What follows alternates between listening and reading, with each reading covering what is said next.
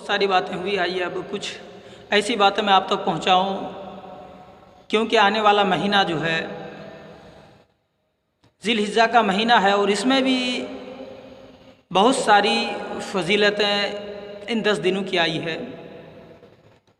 ذی الحجہ کے بارے میں آئیے میں آپ کو کچھ وظائف، کچھ ایسی باتیں بتاؤں کہ جس میں ہم اور آپ عمل کریں تو ہمیں اور آپ کو سب کو اس سے کچھ فائدہ ہو۔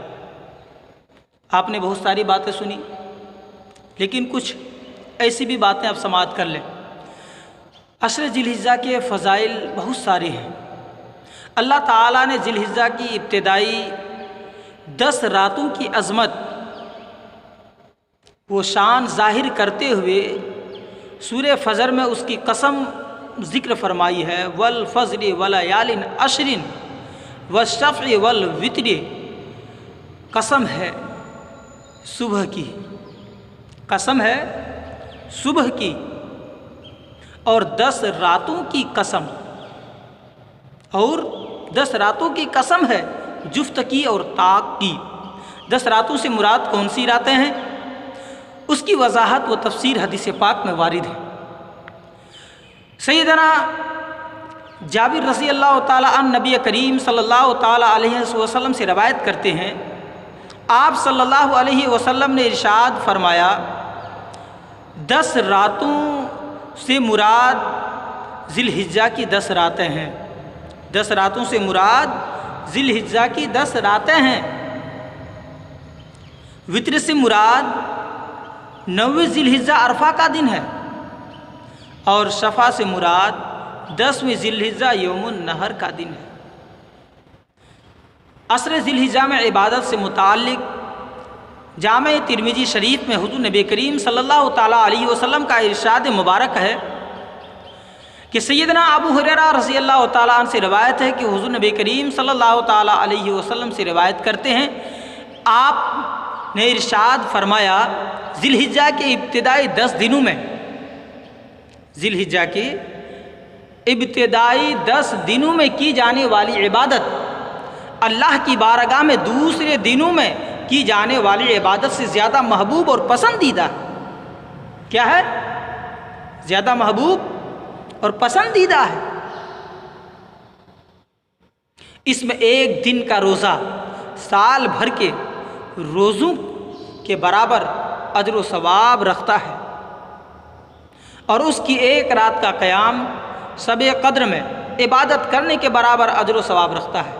برادران ملت اسلامیہ، بہت ساری فضیلتیں اس رات کی، ان ایاموں کی آئی ہیں۔ نیز صحیح بخاری شریف میں حدیث پاک ہے جس کا ترجمہ ہے، سیدنا عبداللہ ابن عباس رضی اللہ تعالی عنہما حضرت نبی کریم صلی اللہ علیہ وسلم سے روایت کرتے ہیں، آپ صلی اللہ علیہ وسلم نے ارشاد فرمایا،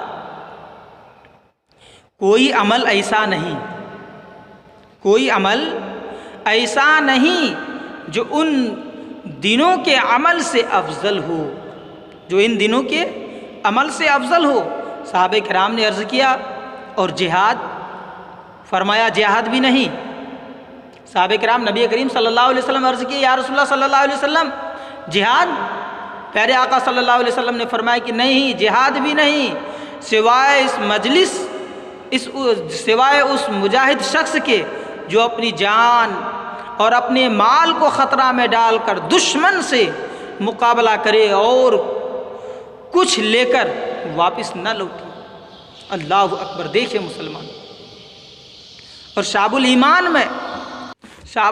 میں ہے کہ حضرت ہارون بن موسیٰ بیان کرتے ہیں، میں نے حضرت حسن رضی اللہ تعالیٰ عنہ سے سنا، وہ شخص حضرت انس بن مالک رضی اللہ تعالیٰ عنہ سے روایت کرتے ہیں، عشر ذی الحجہ کا دن، عشر ذی الحجہ کا دن، ذی الحجہ کا ہر دن ثواب میں 1000 دن کے برابر ہے۔ کہیے سبحان اللہ! اب سبحان اللہ کہنے کا وقت ہے۔ جب سبحان اللہ کہنے کا وقت نہیں تھا تو اب بہت سبحان اللہ کہہ رہے تھے، اب سبحان اللہ کہنے کا وقت ہے۔ ہر جگہ سبحان اللہ، ہر جگہ ماشاء اللہ نہیں کہنا چاہیے، جہاں موقع ہو، جہاں مناسب ہو، اس جگہوں پہ کہنا چاہیے۔ تو بہرکیف عشر ذی الحجہ کا ہر دن ثواب میں 1000 دن کے برابر، اور عرفہ کا دن 10,000 دنوں کے برابر شان و فضیلت رکھتا ہے، شان و فضیلت رکھتا ہے۔ نیز حضرت پیران پیر غوث العظم دستگیر رضی اللہ تعالیٰ عنہ فرماتے ہیں کہ جب عشر ذی الحجہ شروع ہو جائے، کیا فرماتے ہیں؟ جب عشر ذی الحجہ شروع ہو جائے تو عبادت و اطاعت کا خوب اہتمام کیا کرو، خوب اہتمام کرو، کیونکہ وہ ایام ہے، کیونکہ یہ وہ ایام ہے جنہیں اللہ تعالیٰ نے فضیلت و برتری عطا فرمائی ہے، اور ان راتوں کو بھی دین کی طرح عظمت اور تقدس والی بنایا ہے۔ اسی لیے خوب اہتمام کریں ان ایام میں عبادت کرنے کی۔ عشر ذی الحجہ میں چند خصوصی اعمال رکھے گئے ہیں جو باعث اجر و ثواب اور قرب الہی کا ذریعہ ہے۔ اگر ہم ان پر عمل کریں تو ہمارے لیے ہی فائدہ ہے، کیونکہ انسان ایک نیکی کا محتاج ہے۔ آج ہم گناہ تو کثرت کے ساتھ کرتے ہیں، دن بھر گناہ کرتے رہتے ہیں، کبھی رات میں سونے کے وقت محاسبہ کرتے ہیں کہ ہم نے کیسی آج دن بھر ہم نے کیا کیا، کہاں کون سی گناہیں کی، کبھی ہم نے محاسبہ نہیں کیا۔ مسلمانوں، اپنے دلوں میں اللہ کا خوف پیدا کر، اور یہ ایام جو ہمیں مل رہے ہیں اس کو غنیمت سمجھ کر کے، اس کو غنیمت سمجھ کر کے ان ایام کا فائدہ اٹھائیں، ان ایام میں اللہ کی عبادت کریں۔ ویسے بھی کاروبار کیا چل رہا ہے ابھی؟ لاک ڈاؤن ہے، گھر میں تو بیٹھے ہی رہتے سب۔ اگر ان ایاموں کا ہم فائدہ اگر ایسے دنوں میں نہیں اٹھائے تو کب اٹھائیں گے؟ ان مبارک دنوں میں چونکہ اعمال انجام دیے جاتے ہیں، حجاج کرام احرام کی حالت میں ہوتے ہیں، اس لیے ان سے ایک قسم کی مشابہت اختیار کرتے ہوئے بطور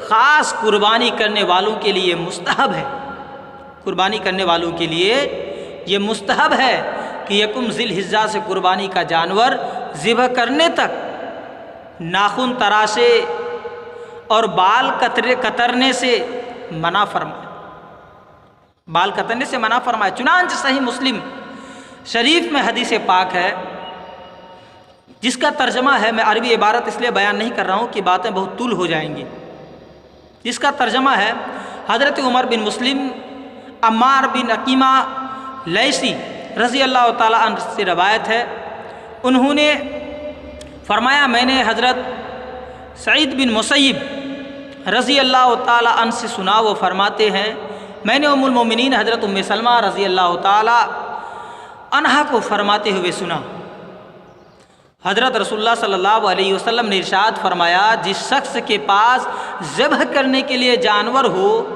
وہ جب ماہ ذی الحجہ کا چاند دیکھے تو اپنے بال نہ کٹائے، اپنے بال نہ کٹا لے اور نہ ناخن تراشے یہاں تک کہ قربانی کر لے۔ کیا پتہ چلا؟ جب ماہ ذی الحجہ کا چاند نظر آ جائے تو نہ کوئی بال کٹائے اور نہ ناخن تراشے، بلکہ یہاں تک کہ قربانی کر لے۔ 9 ذی الحجہ کی فجر سے 13ویں کی عصر تک ہر فرض نماز یا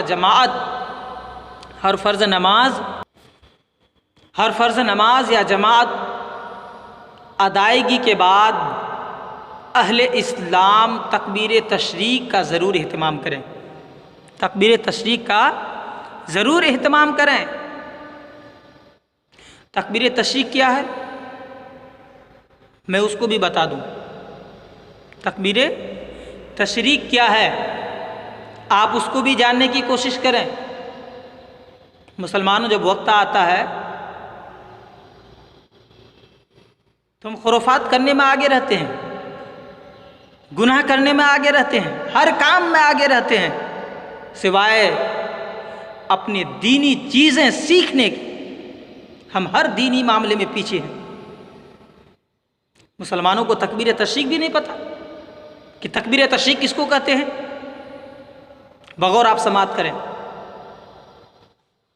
اگر یاد نہ ہو آپ کو تو جن کو اگر یاد کرنے کا شوق ہو اور جن کو یاد ہو جائے سبحان اللہ ابھی یہ یاد ہو جائے تو اچھی بات ہے، اور جن کو یاد نہ ہو تو اس کے بعد پروگرام مکمل ہونے کے بعد میرے روم میں آئے اور وہ مجھ سے لکھوا کر کے لے لیں، میں ان کو لکھ کر کے دینے کے لیے تیار ہوں، میں ان کو لکھ کر کے دوں گا تاکہ تکبیر تشریق جو ہے وہ یاد ہو جائے۔ اب تکبیر تشریق کا کتنا مرتبہ پڑھنا کیا ہے تو دیکھیں، تکبیر تشریق کا 1 مرتبہ کہنا واجب اور 3 مرتبہ کہنا افضل ہے۔ اب تکبیر تشریق کیا ہے؟ تکبیر تشریق یہ ہے کہ بہت آسان ہے، اللہ اکبر لا الہ الا اللہ واللہ اکبر وللہ الحمد۔ ذی الحجہ کے ابتدائی دنوں میں روزوں کا اہتمام کریں، کم از کم 9ویں ذی الحجہ یوم عرفہ کا روزہ رکھیں جو مسنون اور بڑی فضیلت کا حامل ہے۔ چنانچہ صحیح مسلم میں حضرت نبی کریم صلی اللہ علیہ وسلم کا ارشاد مبارکہ ہے جس کا ترجمہ ہے، ہر مہینہ 3 دن روزہ رکھنا اور ایک رمضان المبارک کے بعد دوسرے رمضان کے روزے رکھنا تمام عمر روزے رکھنے کے برابر اجر و ثواب رکھتا ہے۔ اور یوم عرفہ کا روزہ رکھنے کی وجہ سے مجھے امید ہے کہ اللہ 1 سال پہلے اور 1 سال بعد کے گناہ معاف فرمائے گا، اور مجھے امید ہے کہ یوم عاشوراء کا روزہ رکھنے کی وجہ سے اللہ تعالیٰ 1 سال پہلے کا گناہ معاف فرما دے گا۔ یہ حدیث پاک صحیح مسلم میں موجود ہے، کتاب الصیام میں۔ میرے ملت کے نوجوانوں، آئیے، یہ تو چند فضیلتیں تھیں جو آپ کو میں بتا دیا۔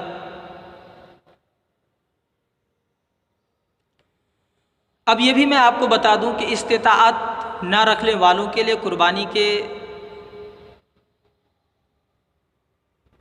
کیا اجر و ثواب کی بشارت ہے۔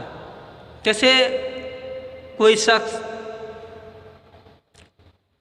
استطاعت نہیں رکھتا ہو قربانی کرنے کے لیے، تو کیا شریعت میں ان کے لیے بھی کچھ اجر و ثواب ہے؟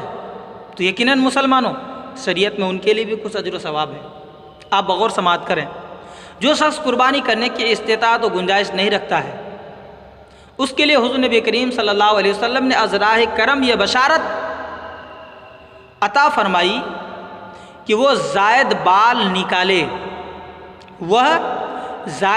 نکالے، ناخن تراشے، موچ کترے اور زیر ناف بال صاف کر لے تو اسے کامل قربانی کا اجر و ثواب حاصل ہوگا۔ کہیے سبحان اللہ، سبحان اللہ۔ اس کو کامل قربانی کا اجر و ثواب حاصل ہوگا۔ چنانچہ سنن ابو داؤد شریف میں حدیث پاک ہے جس کا ترجمہ ہے، سیدنا عبداللہ ابن عمر و ابن عاص رضی اللہ تعالی عنہما سے روایت ہے کہ حضرت نبی کریم صلی اللہ علیہ وسلم نے ارشاد فرمایا، قربانی کے دن عید منانے کا حکم فرمایا گیا۔ کیا؟ عید منانے کا حکم فرمایا گیا۔ اللہ تعالیٰ نے اسے اس امت کے لیے عید قرار دیا۔ اور ایک صحابی نے عرض کیا میرے پاس قربانی کرنے کی استطاعت نہیں، البتہ عاریتاً دی گئی ایک دودھ والی بکری ہے۔ میرے پاس قربانی کرنے کے لیے کچھ بھی نہیں لیکن ایک دودھ والی بکری ہے، تو کیا میں اس کی قربانی کر دوں؟ جب پیارے آقا صلی اللہ علیہ وسلم نے اس بات کو سنے تو پیارے آقا صلی اللہ علیہ وسلم نے ارشاد فرمایا، نہیں، لیکن تم اپنے بال نکالو۔ کیا فرمائے؟ تم اپنے بال نکالو، ناخن تراشو، مونچھ کترو اور زیر ناف بال صاف کرو، تو یہی اللہ تبارک و تعالیٰ کے نزدیک تمہاری مکمل قربانی ہے۔ یہ مکمل قربانی ہے۔ اسلام کے معنی اطاعت و فرما برداری، تسلیم و خود سپردگی کے ہیں۔ اسلام کے معنی جو ہے، اسلام اور حقیقت قربانی ہے کیا، اس کو بھی سمجھنے کی کوشش کریں۔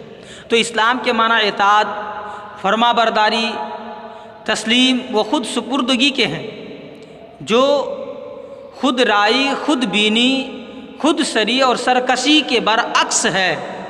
اسلام کے تمام احکام میں یہی معنی نمایاں و ظاہر ہے کہ بندہ اپنے نفس اور شیطان کی مخالفت کرے، شیطان کی مخالفت کرے اور اللہ تعالیٰ کی اطاعت اور فرما برداری میں ہماتن مشغول ہو جائے۔ نبی اپنی خواہش،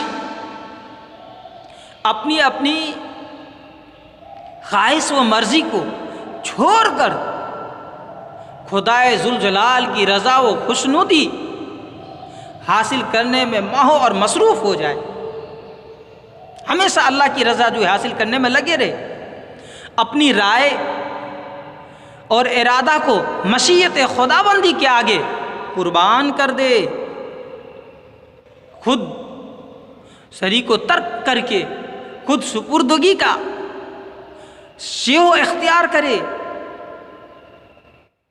خود بینی کو خیرآباد کہہ کر حکم یزدانی کی تعمیل کو اپنا شعار بنا لے۔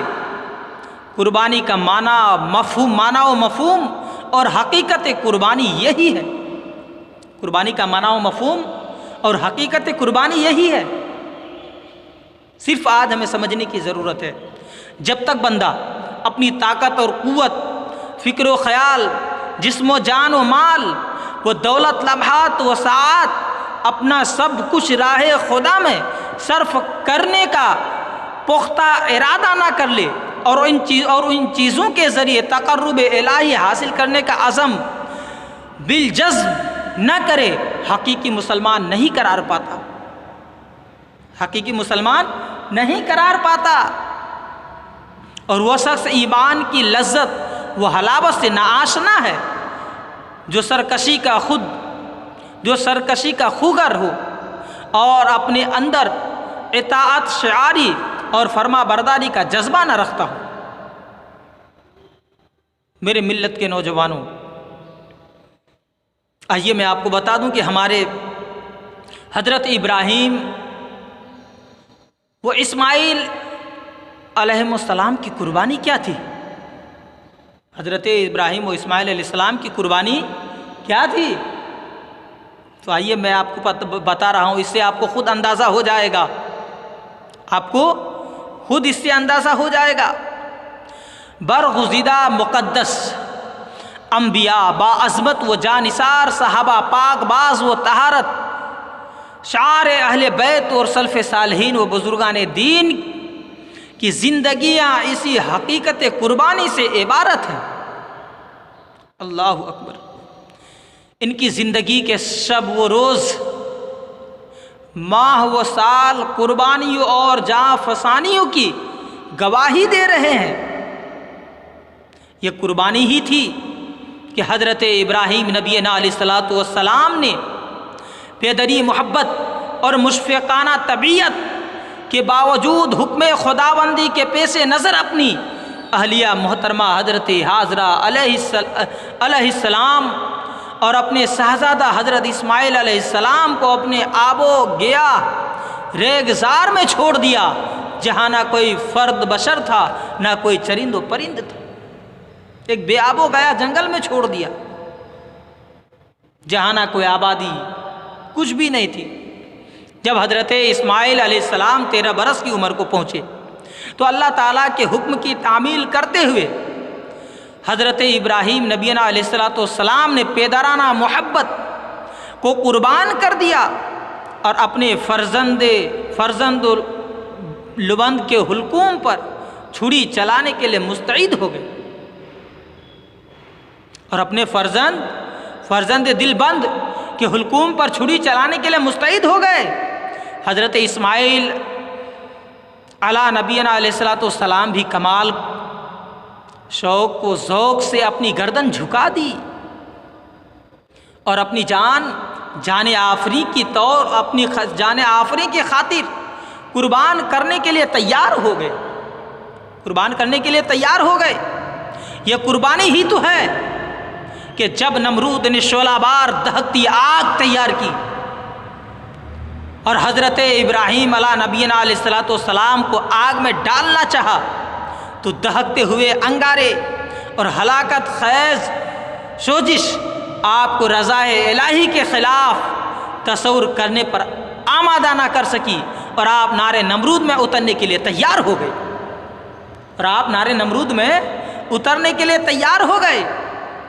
لیکن قربان جاؤ مسلمانوں، یہ بھی قربانی تھی۔ صحابہ کرام اور اہل بیت و عظام کی بھی قربانی ملاحظہ کیجیے۔ یہ قربانی ہی تھی کہ صحابہ کرام اور اہل بیت عظام علیہم الرضوان نے مکہ مکرمہ میں دولت و ثروت، سیم و زر چھوڑ کر قرابت داری اور رشتہ داری، آبائی وطن اور سارے تعلقات ترک کر کے مدینہ طیبہ ہجرت کی، اور بدر و حنین اور دیگر معرکوں میں تیروں کی برسات اور تلواروں کے سائے میں رات دن بسر کیے، یہ قربانی ہی تھی۔ رات دن بسر کیے، یہ قربانی ہی تھی کہ خلفائے راشدین نے اپنی اپنی خلافت کے زمانہ میں جان عزیز بارگاہ الہی میں پیش کر دی۔ یہ قربانی ہی تھی۔ جگر گوشے رسول صلی اللہ علیہ وسلم، امام حسن و امام حسین رضی اللہ تعالی عنہما نے اور اہل بیت نبوت کے ایک ایک فرد نے اپنی جان کو خدا بند کریم کے سپرد کر دیا۔ اسی طرح قرون الہی سے اس صدی تک دیکھیں تو تاریخ اسلام کا ایک ایک صفحہ اعلام عظمت بزرگان دین کی قربانیوں سے رنگین نظر آئے گا۔ احکام اسلام، عبادات و معاملات میں قربانی کا مفہوم نظر آتا ہے۔ احکام اسلام، عبادات و معاملات میں قربانی کا مفہوم نظر آتا ہے۔ نماز، روزہ، زکوٰۃ، حج میں بندہ اپنی رائے کو چھوڑ کر اللہ کے حکم پر عمل پیرا ہوتا ہے۔ نکاح و طلاق، تجارت و کاروبار میں اپنی خواہشات کو ترک کرتا ہے، اور یہ تمام معاملات امر الہیہ کے مطابق سر انجام دیتا ہے۔ اس سے معلوم ہوا کہ اطاعت گزاری و فرما برداری اور مسلمان و قربانی کے درمیان گہرا ربط ہے، گہرا تعلق ہے۔ احکام اسلام میں مفہوم قربانی پائے جانے کے باوجود، احکام اسلام میں مفہوم قربانی پائے جانے کے باوجود اللہ تعالیٰ نے سال میں ایک مرتبہ ایک جاندار کو باضابطہ ذبح کرنے کا حکم فرمایا، تاکہ احکام کے پردہ سے ظاہر ہونے والا معنی اور تعلیمات اسلامیہ کی غرض کو حواس ظاہرہ کے ذریعے بھی محسوس کیا جا سکے، اور اہل اسلام میں جہاں قربانی کا جذبہ ناقص ہو رہا ہے وہ پھر سے اپنی حرارت و سوزش کے ساتھ ابھرے، اور جہاں جذبہ قربانی کامل ہے وہ مزید کمال کے مراتب حاصل کرے اور عروج کے زینے چڑھتا جائے، قربانی کے معنی تقرب حاصل کرنے کے ہیں۔ قربانی تقرب الہی کا ذریعہ ہے۔ یہ وہ چیز جس سے ایک بندہ مومن اللہ تعالیٰ کا تقرب حاصل کرتا ہے، قربانی کے مفہوم میں شامل ہے۔ انسان اپنے اوقات و لمحات کو، اپنی تمام صلاحیتوں کو، اپنے اعمال و اسباب کو، حتیٰ کہ اپنی جان عزیز کو اللہ تعالیٰ کی خوشنودی کے لیے قربان کر دے تب بھی حق کے بندگی ادا نہیں ہو سکتا، تب بھی حق کے بندگی ادا نہیں ہو سکتا۔ اللہ تعالیٰ کے نیک بندوں کی مبارک زندگیوں سے ہمیں یہی درس و پیغام ملتا ہے۔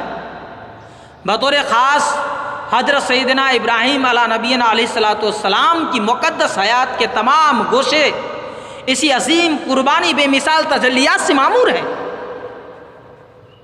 اللہ تعالیٰ کی بارگاہ میں قربانی کرنا محبوب و مطلوب ہے، اس لیے بغیر بندہ صالحیت و نیکوکاری کا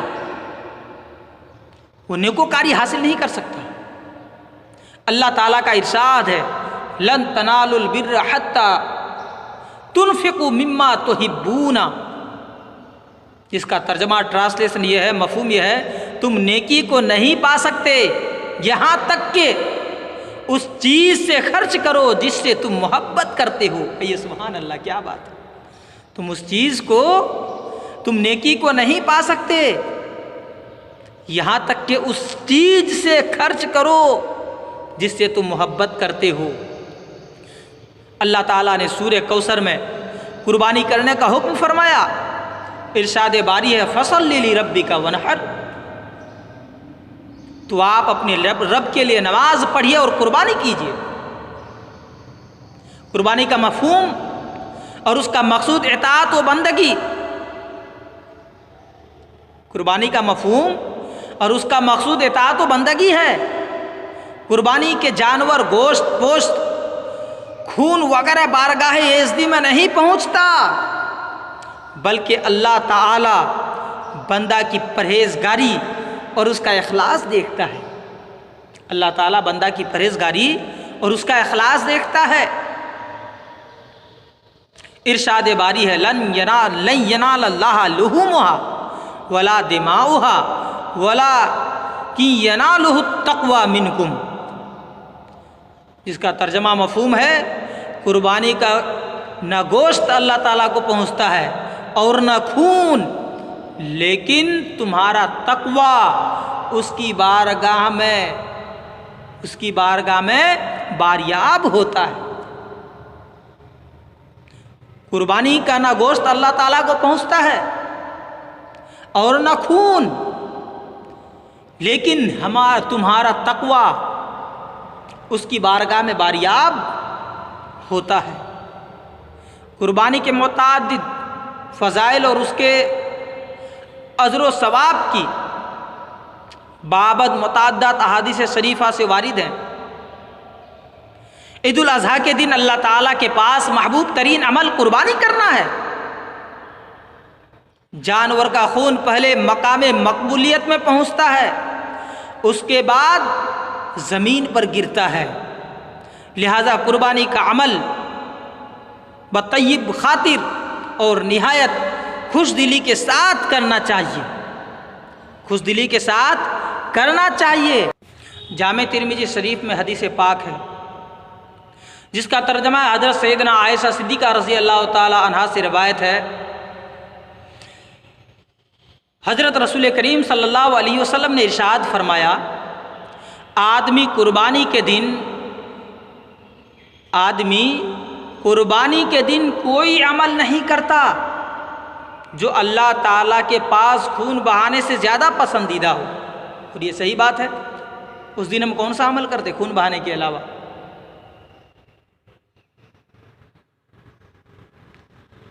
یعنی آدمی قربانی کے دن کوئی عمل نہیں کرتا جو اللہ تعالیٰ کے پاس خون بہانے سے زیادہ پسندیدہ ہو، یقیناً وہ قیامت کے دن اپنے سینگ بال اور کھروں کے ساتھ آئے گا، اور قربانی کا خون زمین پر گرنے سے پہلے اللہ تعالیٰ کی بارگاہ میں قبولیت حاصل کر لیتا ہے۔ تو تم خوش دلی کے ساتھ قربانی کیا کرو، خوش دلی کے ساتھ قربانی کیا کرو۔ اب قربانی کے جو جانور ہے، جانور کے ہر بال کے بدلے ایک ایک عظیم نیکی ہے مسلمان۔ قربانی کے اجر و ثواب سے متعلق سنن ابن ماجہ میں حدیث پاک ہے کہ سیدنا زید بن ارقم رضی اللہ تعالیٰ عنہ سے روایت ہے، حضرت رسول اللہ صلی اللہ علیہ وسلم کے صحابہ کرام نے عرض کیا، یا رسول اللہ صلی اللہ علیہ وسلم یہ قربانیاں کیا ہیں؟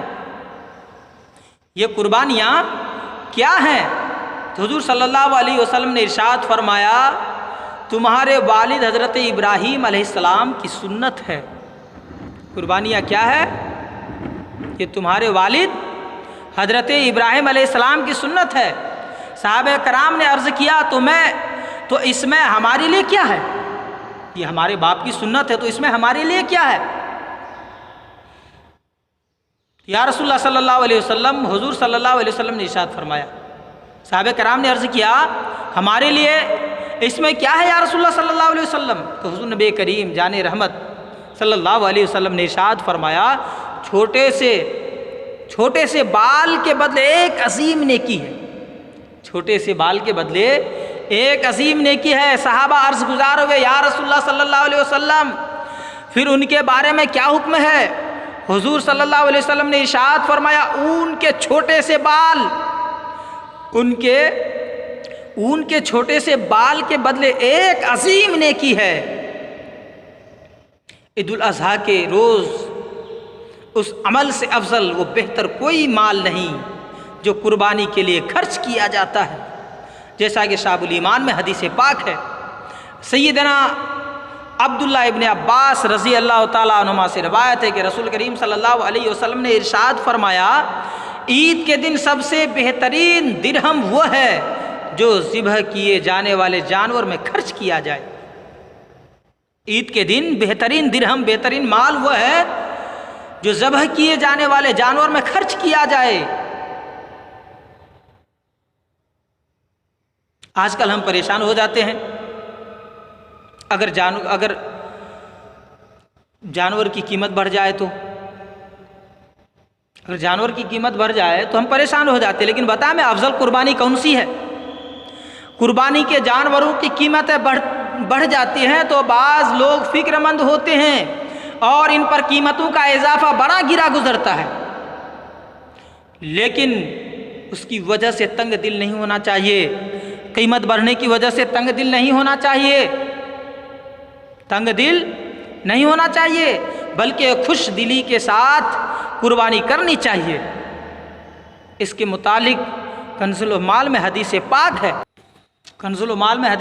ہے، حضرت ابو اسد سلمہ رضی اللہ تعالیٰ عنہ وہ اپنے والد سے، وہ اپنے دادا سے روایت کرتے ہیں، انہوں نے فرمایا، میں حضرت رسول کریم صلی اللہ علیہ وسلم کے 7 افراد میں ایک تھا، 7 افراد میں ایک تھا۔ حضرت رسول کریم صلی اللہ علیہ وسلم نے ہمیں حکم فرمایا تو ہم میں سے ہر ایک نے ایک ایک درہم جمع کر کے 7 درہم کے بدلے ایک جانور خریدا۔ پھر ہم نے عرض کیا، یا رسول اللہ صلی اللہ علیہ وسلم یقیناً ہم نے اسے گراں قیمت میں خریدا ہے۔ تو حضرت نبی کریم صلی اللہ علیہ وسلم نے ارشاد فرمایا، بے شک اللہ تعالیٰ کے پاس افضل قربانی وہ ہے جو سب سے زیادہ گراں اور سب سے زیادہ عمدہ ہو۔ لیکن آج ہم گراں قیمت ہو جائے، زیادہ قیمت بڑھ جائے 2-4 ہزار روپے تو ہم پریشان ہو جاتے ہیں۔ کیا فرمایا پیارے آقا صلی اللہ علیہ وسلم نے کہ گراں قیمت میں خریدا ہے؟ صحابی نے کیا عرض کی، یا رسول اللہ صلی اللہ علیہ وسلم ہم نے اس کو گراں قیمت میں زیادہ روپے میں خریدا ہے۔ تو حضرت نبی کریم صلی اللہ علیہ وسلم نے ارشاد فرمایا، بے شک اللہ تعالیٰ کے پاس افضل قربانی وہ ہے جو سب سے زیادہ گراں اور سب سے زیادہ عمدہ ہو۔ پھر حضرت نبی کریم صلی اللہ علیہ وسلم نے ہم میں ایک صاحب کو حکم فرمایا تو انہوں نے جانور کا ایک ہاتھ پکڑا، دوسرے صاحب کو دوسرا پکڑنے کا حکم فرمایا تو اس نے دوسرا پکڑنے کا حکم فرمایا، اور ایک صاحب کو پیر پکڑنے اور دوسرے صاحب کو دوسرا پیر پکڑنے کا حکم فرمایا، ایک صاحب کو ایک سینگ، دوسرے صاحب کو دوسری سینگ پکڑنے کا حکم فرمایا، اور 7ویں صاحب نے اسے ذبح فرمایا، اور ہم سب نے تکبیر کہی۔ بقیہ رضی اللہ عنہ نے فرمایا، میں نے حضرت حماد رضی اللہ تعالیٰ عنہ سے دریافت کیا وہ 7ویں صاحب کون ہے؟ انہوں نے کہا میں نہیں جانتا وہ 7ویں صاحب کون ہے۔ تو میں نے کہا وہ حضرت نبی کریم صلی اللہ علیہ وسلم ہے۔ وہ ساتویں صاحب حضور نبی کریم صلی اللہ علیہ وسلم ہے۔ قربانی اللہ تعالیٰ کی خوشنودی کا ذریعہ ہے۔ قربانی جو ہے یہ اللہ تعالیٰ کی خوشنودی کا ذریعہ ہے۔ عید الاضحیٰ کے موقع پر قربانی سے رب تبارک و تعالیٰ کی رضا مندی و خوشنودی حاصل ہوتی ہے۔ چنانچہ شعب الایمان میں حدیث مبارکہ ہے، ترجمہ سیدنا ابو ہریرہ رضی اللہ تعالیٰ عنہ حضرت نبی کریم صلی اللہ علیہ وسلم سے روایت کرتے ہیں، آپ صلی اللہ علیہ وسلم نے ارشاد فرمایا، تمہاری اپنی عید کے دن دمبا ذبح کرنے کے تمہارے عمل سے تمہارا پروردگار خوش ہوتا ہے۔ تمہاری اپنی عید کے دن دمبا ذبح کرنے کے تمہارے عمل سے تمہارا پروردگار خوش ہوتا ہے۔ تو ہمیں کیا کرنا چاہیے؟ قربانی کے دن جانور ذبح کرنے کی کوشش کرنی چاہیے۔ کوشش کریں کہ ہر صاحب نصاب جو مالک نصاب ہو قربانی کرے۔ میں دیکھتا ہوں اکثر لوگوں کو، بہت سارے لوگوں کو میں یہاں دیکھتا ہوں مہاراشٹر کی سرزمین پر، کہ بہت سارے لوگ مالک نصاب ہے لیکن وہ قربانی نہیں کرتے۔ وہ کہتے ہیں ارے روز تو ہم گوشت کھا ہی لیتے ہیں خرید کر کے۔ اللہ اکبر مسلمانوں، یہ ذہن تمہارا ہے تو کہاں سے تمہیں کامیابی فتح و نصرت ملے گی میدان میں؟ جب آپ اس طریقے کا سوچ رکھیں گے تو آپ کہاں سے کامیابی حاصل کر سکتے؟ پیارے آقا صلی اللہ علیہ وسلم فرماتے ہیں تمہاری اپنی عید کے دن دمبا ذبح کرنے کے تمہارے عمل سے تمہارا پروردگار خوش ہوگا۔ تو ہمیں یہ وہ عمل کرنی چاہیے نا جس عمل سے میرا رب خوش ہو۔ اب دیکھیے قربانی کرنے کی جہاں فضیلت ہے وہیں نہ قربانی نہ کرنے کی وعید بھی ہے۔ مسلمانوں اس کا دوسرا پہلو دیکھیے،